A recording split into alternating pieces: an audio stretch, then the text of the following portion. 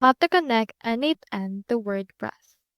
So in order to do that, you first need to head over to open your actual workflow. Once you're in there, click on this plus icon, and from in there, you can head over and search the nodes that you want to use. So since you want to connect WordPress, let's search right here for WordPress. You can find WordPress right here, so proceed to click on that. In here, you can see some post actions. So just choose right here what kind of action you want added. So for example, on my case, let me proceed to actually do in here a create post.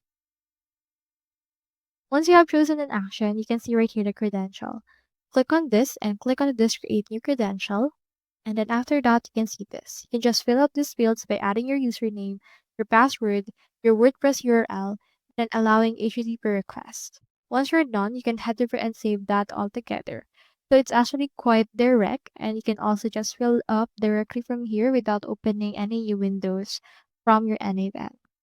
So that's all there is today, and I hope this video helped you out.